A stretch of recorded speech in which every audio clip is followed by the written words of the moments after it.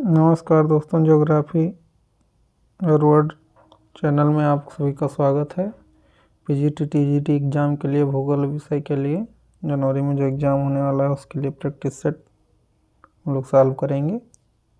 Speed में करेंगे ताकि अधिकतम प्रश्न हल कर सकें। तो इसका सही पहला प्रश्न देखेंगे। पृथ्वी के अभ्यंतर के बारे में निम्न कथनों को देखिए और सही कूट का चयन कीजिए। भूपृष्ठ प्रवार से गुटेनबर्ग असंबद्धता द्वारा पृथक होता है। दूसरा, प्रवार कोरमेंटल सीमा के सहारे पी लहरों के वेग में अचानक वृद्धि हो जाती है। तीसरा, बाह्य पृष्ठ का औसत घनत्व 2.8 पाया जाता है। पृथ्वी का आंतरिक क्रोड गलित अवस्था में है। इसका सही ऑप्शन होगा 1 2 2 3 1 3 3 4। तो इसका सही ऑप्शन होगा 2 3 बी ऑप्शन।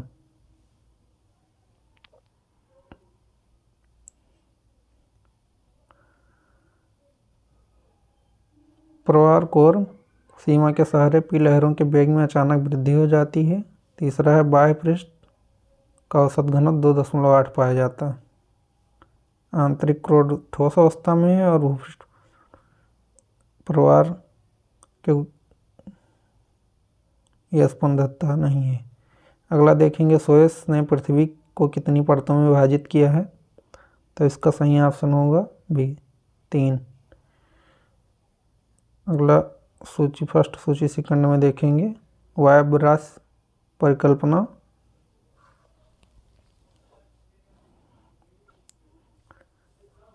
किसकी है? लाप्लास की। निहारिका परिकल्पना चैम्बरलिन। ग्रहण परिकल्पना इमैनुअल कांट। ज्वारीय परिकल्पना जेम्स जीन्स। तो इसमें वायव्रास परिकल्पना है इमैनुअल कांट की। निहारिका परिकल्पना है लाप्लास की। ग्रहण परिकल्पना चैम्बरलिन की और जेम्स जीन्स की ज्वारीय परिकल्पना है। सही ऑप्शन चौथा डी होगा। पृथ्वी की आंतरिक संरचना के बारे में जानने के लिए अप्राकृतिक स्रोत नहीं है। तो कौन सा ऑप्शन सही होगा? घनत्व, दबाव, तापमान, भूकंप। तो ये तीन जो है अप्राकृतिक स्रोत हैं, जबकि भूकंप प्राकृतिक स्रोत है। तो सही ऑप्शन डी होगा। अगला प्रश्न, भूकंपीय लहरों के बारे में पढ़िए और सही कूट का चयन कीजिए। प्राथमिक लहरें अत्यधिक वेगवान होती हैं। इनमें कणों की गति लहर की रेखा के सीध में होती है। द्वितीयक तरंगें प्रकाश तरंगों के समान होती हैं, जिनमें कणों की गति लहर की दिशा के समकोण पर होती है। धरातलीय लहरें सबसे वेगवान होती हैं। इसका सही ऑप्शन है 1 और 3। 2 और 3 सही हैं, तीनों कथन गलत हैं। 1 2 सही है। इसका सही ऑप्शन होगा 5 का डी। 1 2 दोनों सही हैं, तीसरा गलत है, क्योंकि धरातलीय लहरें सबसे तेज नहीं होती। पी तरंगों का वेग सबसे ज़्यादा होता है, लगभग 6 से 8 किलोमीटर प्रति सेकंड। जब 6%, जब वलन की दोनों भुजाएं समान रूप से झुक जाती हैं तथा दोनों एक दूसरे के इतने समीप आ जाती हैं कि दोनों भुजाएं समांतर हो जाती हैं, तो कौन सा वलन कहलाता है? परिवलित वलन, प्रतिवलन, अवनमन वलन, समनत वलन। सही ऑप्शन होगा समनत वलन। जब दोनों दिशाएं समांतर हों, समान हों, तो समनत वलन कहा जाएगा। अगला प्रश्न देखेंगे, क्रस्ट पर पाए जाने वाले तत्व का सही अवरोही क्रम का चयन करें। अवरोही क्रम यानी कि घटते क्रम। ऑक्सीजन, एल्युमिनियम, सिलिकॉन, लोहा। लोहा, aluminium, silicon, oxygen. Aluminium, silicon, oxygen, लोहा। ऑक्सीजन, सिलिकॉन, एल्युमिनियम, लोहा। सही ऑप्शन होगा 7 का डी। ऑक्सीजन 46%, उसके पास सिलिकॉन, एल्युमिनियम, फिर लोहा। अगला प्रश्न देखेंगे, चूना पत्थर मौलिक चट्टान है, रूपांतरित चट्टान। चूना पत्थर का रूपांतरित रूप कौन सा होगा? चूना पत्थर क्वार्टरजाइट, बलुआ पत्थर स्लेट, सेल, संगमरमर, कांग्लोमरेट, नीस। कौन सा सम्मिलित होगा? 8 नंबर का बी। ए का थर्ड, चूना पत्थर संगमरमर होगा, बालू का पत्थर क्वार्टजाइट, सेल नीस, स्लेट का होगा कांग्लोमरेट, 19 का। कांजलि फ्रैक्शन तथा कांजलि टर्बेशन प्रक्रम संबंधित है जलीय अपरदन से, वायु अपरदन से, हिमानीय अपरदन से, परिहिमानीय अपरदन से। इसका सही ऑप्शन होगा परिहिमानीय अपरदन से। कांजलि फ्रैक्शन तथा कांजलि टर्बेशन प्रक्रम परिहिमानीय अपरदन से संबंधित। डेविस ने भौगोलिक चक्र की संकल्पना का प्रतिपादन किस सन में किया था? तो इसका सही ऑप्शन होगा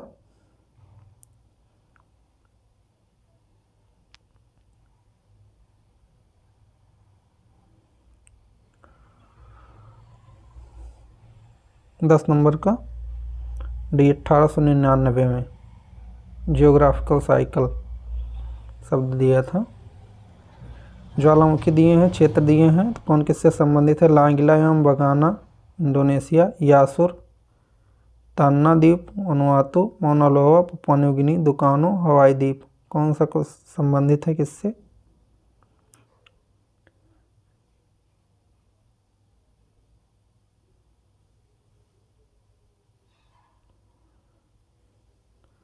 इसका सही ऑप्शन होगा 11 का ये 1 के तीसरा 3 2 4 1। लांगलीला पपुआ न्यू गिनी, यासुर तन्ना द्वीप मौना लोआ हवाई द्वीप दुकानो इंडोनेशिया। 3 2 4 1 ऑप्शन नंबर ये। अगला प्रश्न देखेंगे। निम्नलिखित में नदी द्वारा प्रतुलनात्मक क्रिया नहीं है।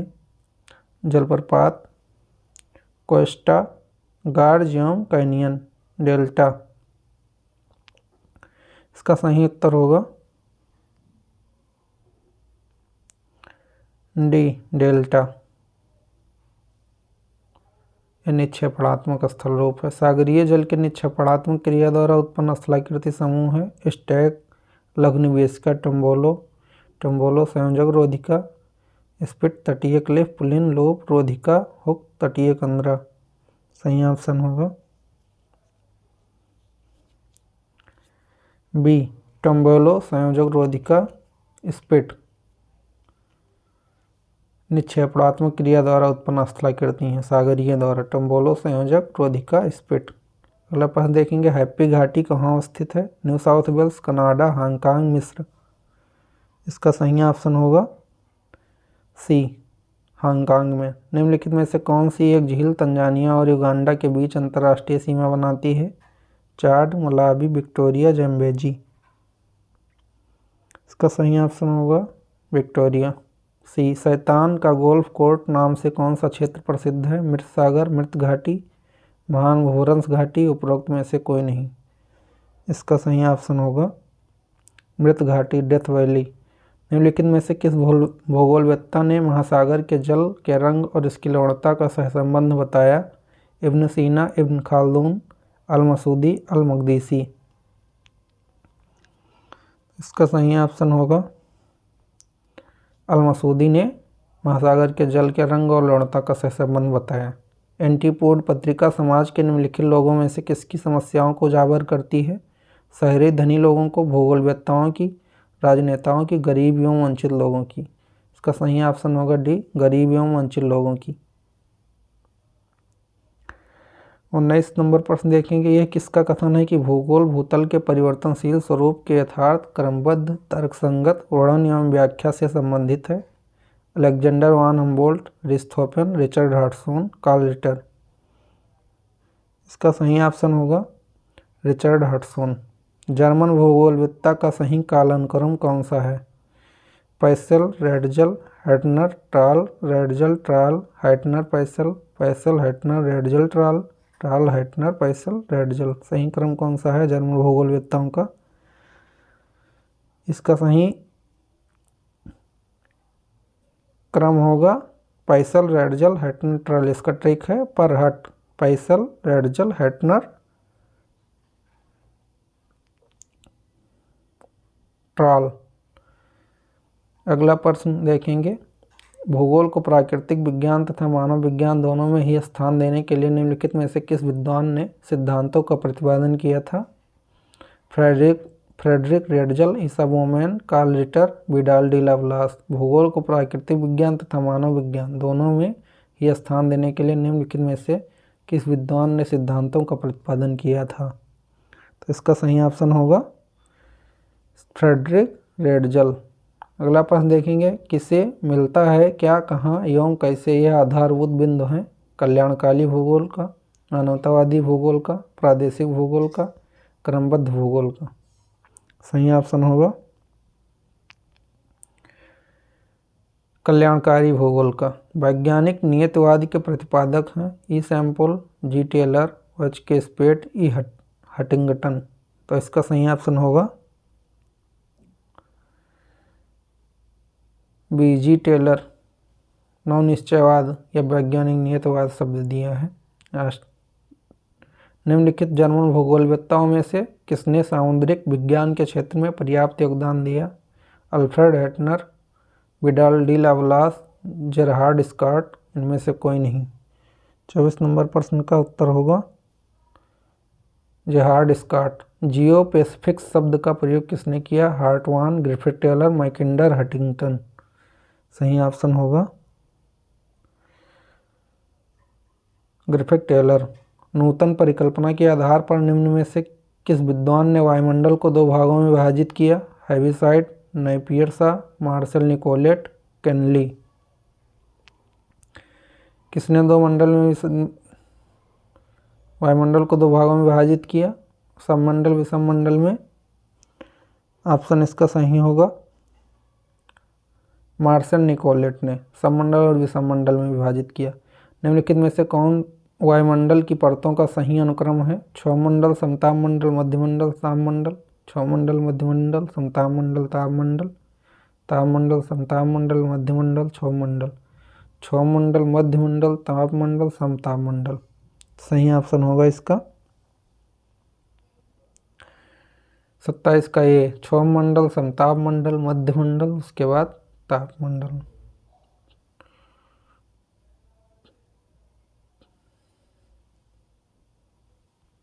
अगला प्रश्न देखेंगे, निम्न कथनों का अध्ययन कीजिए तथा नीचे दिए गए कूट से सही उत्तर चुनिए। धूल कण वायुमंडल में सौर ऊर्जा के परिकीर्णन को अभिप्रेरित करते हैं परंतु परावर्तन को बाधित करते हैं। धूल कण संघनन की प्रक्रिया में मदद करते हैं। धूल कण वायुमंडल की स्थिरता हेतु उत्तरदायी हैं। धूल कण आकाश के नीले रंग हेतु उत्तरदायी हैं। इसका सही ऑप्शन होगा 1, 2 सही है, 2, 3 सही है, 3, 4 सही है, 2, 4 सही है। 28 का डी ऑप्शन होगा 2 और 4 सही है। धूल कण संघनन की प्रक्रिया में मदद करते हैं। धूल कण आकाश के नीले रंग हेतु उत्तरदायी हैं। अगला प्रश्न देखेंगे, निम्नलिखित में से कौन सी वायुमंडलीय परत कभी कभी रेखा से लुप्त हो जाती है? समतापमंडल, तापमंडल, क्षौमंडल, मध्यमंडल। समतापमंडल। तीसरा प्रश्न देखेंगे, आर्द्र रुद्धोष्म ताप ह्रास दर में तापमान के ह्रास की दर क्या होती है? आर्द्र में 6 डिग्री सेल्सियस पर 1000 मीटर होती है। 6.5 डिग्री सेंटीग्रेड औसत तापमान होती है पर 1000 मीटर।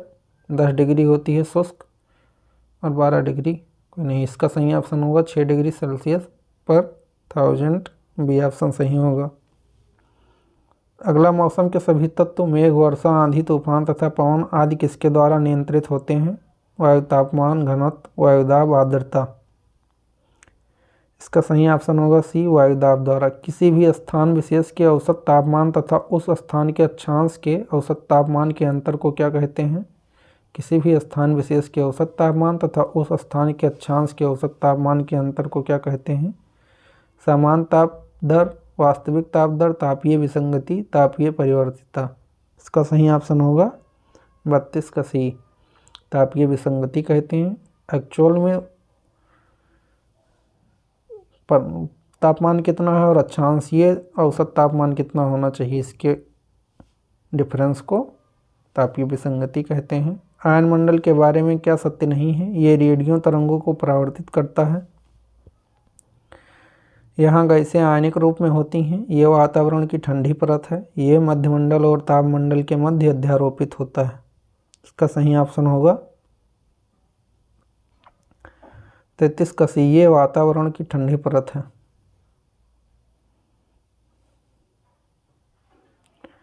नॉट निम्नलिखित में से किसकी मापक इकाई है? द्रव प्रवाह की गति, वायुयान की गति, आर्द्रता की मात्रा। उपयुक्त में से किसी की भी नहीं। तो सही ऑप्शन होगा इसका वायुयान की गति नॉटिकल मील में नापी जाती है।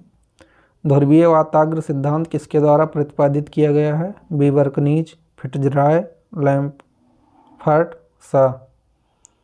सही ऑप्शन इसका होगा जेबर्कनीज द्वारा। क्षोभ मंडल की मोटाई विषुवत रेखा पर सर्वाधिक है। विषुवत रेखा के निकट सूर्यातप उच्च तथा समान सशक्त हैं। ये आर दोनों सही है। आर्य की सही व्याख्या है। ये आर दोनों सत्य है, परंतु आर्य की सही व्याख्या नहीं है। ये सत्य है, आर ये गलत है, आर सत्य है। सही ऑप्शन कौन सा होगा? 36 नंबर इसका होगा ए। ये आर दोनों सही है, आर्य की सही व्याख्या है। वायुमंडल के निम्नलिखित में से कौन से भाग में मुक्ताभ मेघ पाए जाते हैं? क्षोभ मंडल, समताप मंडल, आयन मंडल, बहिर्मंडल। मुक्ताभ मेघ किस मंडल में पाए जाते हैं? सही ऑप्शन इसका कौन सा होगा? बी, समताप मंडल में। 1 ग्राम जल को 10 डिग्री सेंटीग्रेड के तापमान तक गर्म करने के लिए ऊष्मा की कितनी कैलोरी की आवश्यकता होती है? 1 कैलोरी, 10 कैलोरी, 32 कैलोरी, 5 कैलोरी। 1 ग्राम जल को 10 डिग्री सेंटीग्रेड के तापमान तक गर्म करने के लिए ऊष्मा की कितनी कैलोरी आवश्यकता होगी? 38 का 10 कैलोरी। ITCZ का पूर्ण नाम क्या है? Inter tropical convergence zone, inter tropical convergence zone, inter temperate convergence zones, intra temperate convergence zone. सही ऑप्शन इसका कौन सा होगा? B, inter tropical convergence Jones.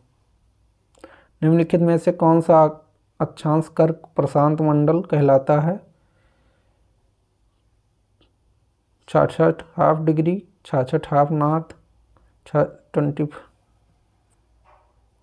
25 north, 25 south. निम्नलिखित में से कौन सा अक्षांश कर्क प्रशांत मंडल कहलाता है? 25 डिग्री नॉर्थ। सही ऑप्शन होगा सी। स्पेन तथा फ्रांस में प्रवाहित कौन है? चिनोक, फान, मिस्ट्रल, सिराको। सी, मिस्ट्रल होगा। सागरीय कटक दिया हुआ है। महासागर कौन किस में है? Dolphin, Scotia, Saint Paul, albatross. दक्षिणी हिंद महासागर, दक्षिणी प्रशांत महासागर, दक्षिणी अटलांटिक महासागर, उत्तरी अटलांटिक महासागर। तो डॉल्फिन उत्तरी अटलांटिक में होगा। देखिए कौन सा ऑप्शन होगा इसका? सही ऑप्शन होगा सी, ए का 4th, उत्तरी अटलांटिक में डॉल्फिन। बी का 4th,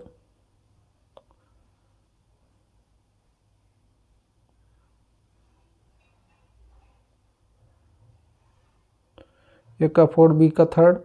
स्कोशिया कहाँ पर होगा? दक्षिणी अटलांटिक महासागर में सेंट पॉल। ये दक्षिणी हिंद महासागर में अल्बाट्रॉस। ये दक्षिणी प्रशांत महासागर में है। पिकनोक लाइन का संबंध महासागरीय से है। इसका सही ऑप्शन ऊपर वाले का सी होगा। लवणता से, घनत्व से, तापमान से, निक्षेप से। 43 का सही ऑप्शन होगा घनत्व से। पिकनोक लाइन घनत्व से।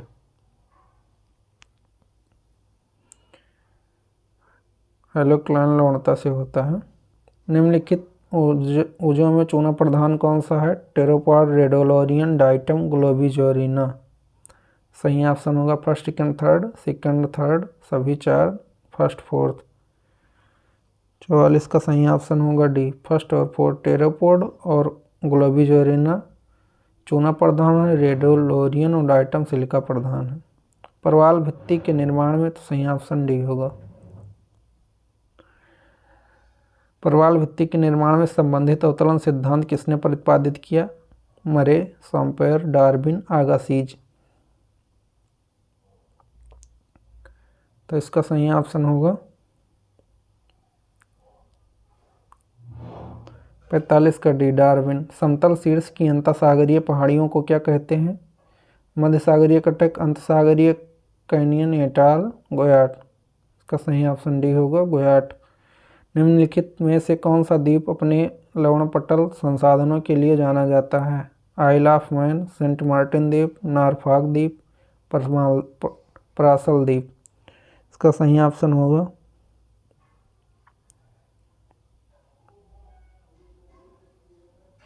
47 के आइल ऑफ मैन।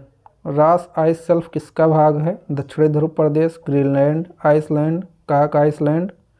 इसका सही ऑप्शन होगा ये दक्षिणी ध्रुव प्रदेश। ऑस्ट्रेलिया के निम्नलिखित राज्यों में से किसके तट के साथ ग्रेट बैरियर रीफ पाई जाती है? क्वींसलैंड, दक्षिणी ऑस्ट्रेलिया, विक्टोरिया, न्यू दक्षिणी वेल्स। कौन सा सही ऑप्शन होगा इसका? 49 का ए, क्वींसलैंड, उत्तरी पूर्वी ऑस्ट्रेलिया। पेट्रोलियम के लिए प्रसिद्ध मार्कैबो बेसिन निम्नलिखित देशों में किसमें स्थित है? ईरान, सऊदी अरब, वेनेजुएला, यूएसए। तो इसका सही ऑप्शन होगा सी, वेनेजुएला में। अगला प्रश्न देखेंगे, ज्वारों की उत्पत्ति से संबंधित नहर सिद्धांत किसने प्रतिपादित किया? William Whewell, Sir George Airy, Isaac Newton, आर्य हैरिस। सही ऑप्शन इसका होगा सर जॉर्ज जेरी। अगला प्रश्न कथन देखेंगे, उत्तरी अटलांटिक महासागरीय जलमार्ग विश्व का सबसे महत्वपूर्ण जलमार्ग है। उत्तरी अटलांटिक महासागरीय जलमार्ग विकसित एवं विकासशील राष्ट्रों को समीप लाता है। इसका सही कथन होगा ये आर दोनों सही है, आर ए की सही व्याख्या है, ये सही है, आर गलत है, ये गलत है, आर सही है, ये आर दोनों सही है, व्याख्या नहीं है। तो इसका सही उत्तर होगा 52 का बी। ये गलत, ये सही है लेकिन आर गलत है। जीवमंडल शब्द का प्रथम बार व्यापक स्तर प्रयोग किसने किया है? Darwin, Trewartha, Linnaeus, Vernadsky. तो इसका सही ऑप्शन होगा 53 का डी, वर्नाडस्की ने जीवमंडल शब्द का प्रथम बार व्यापक स्तर पर प्रयोग किया। पृथ्वी एवं उसके पर्यावरण के संरक्षण के संदर्भ में निम्नलिखित में से किसे +5 समिट के नाम से भी जाना जाता है? प्रथम पृथ्वी सम्मेलन, द्वितीय पृथ्वी सम्मेलन, क्योटो प्रोटोकॉल, मॉन्ट्रियल प्रोटोकॉल। इसका सही ऑप्शन होगा बी, द्वितीय पृथ्वी सम्मेलन। सतत विकास लक्ष्य में कितने उद्देश्य और कितने लक्ष्य शामिल हैं? 17 उद्देश्य 132, 17 उद्देश्य 169 लक्ष्य, 15 उद्देश्य 123 लक्ष्य, 10 उद्देश्य 115 उद्देश्य। इसका सही ऑप्शन होगा बी, 17 उद्देश्य 169 लक्ष्य। अगला प्रश्न देखेंगे, निम्नलिखित में से किस जीव वैज्ञानिक ने भोजन श्रृंखला में एक से अधिक भोजन कड़ियों के बारे में बताया है? एजी Tansley, Areal Lindeman, EP Odum, सी एल्टन। इसने एक से अधिक कड़ियों के बारे में बताया खाद्य श्रृंखला में। 56 का होगा डी, सी एल्टन ने बताया। भूगोल मानव परिस्थिति के रूप में की संकल्पना प्रतिपादित की थी? डी हिटलसी, आर ई डिकिंसन ने, जे यूनो कोरा ने, एच बैराज ने। सही ऑप्शन इसका होगा 57 का डी, एच बैराज ने भूगोल मानव परिस्थितिकी के रूप में बैराज ने दिया था। निम्नलिखित कथनों पर विचार कीजिए तथा नीचे दिए गए कूट से सही उत्तर का चयन कीजिए। पर्यावरण अवक्रमित हो रहा है, जनसंख्या दबाव बढ़ रहा है। ये आर दोनों सही हैं, आर ए की सही व्याख्या, यह सत्य है, आर गलत है, ये गलत है, परंतु आर सत्य है। ये आर दोनों सही है, व्याख्या नहीं है। सही ऑप्शन होगा ये आर दोनों सही है, आर ए की सही व्याख्या। अगला प्रश्न देखेंगे, निम्नलिखित में से कौन पारिस्थितिकी तंत्र में स्थिरता को नहीं बढ़ावा देता है? पारिस्थितिकी तंत्र में प्रत्येक तत्व के उत्पादन तथा उपभोग में संतुलन, ऊर्जा के निवेश एवं निर्गम में संतुलन, विभिन्न जैव भू रासायनिक चक्रों की सुचारू रूप से कार्यशीलता, मानव जनसंख्या वृद्धि हेतु उपयुक्त दशाएं। इसका 59 का सही ऑप्शन होगा डी। मानव जनसंख्या वृद्धि है तो उपयुक्त दशाएं यह पारिस्थितिकी तंत्र में स्थिरता के अनुकूल नहीं है। निम्नलिखित में से कौन पारिस्थितिकीय कर्मता नीचे से संबंधित है? न्यूनतम बल का नियम, नियतरूपतावाद का नियम, प्रतिस्पर्धात्मकता निष्कासन का नियम, इकोसॉफी का सिद्धांत। इसका सही ऑप्शन होगा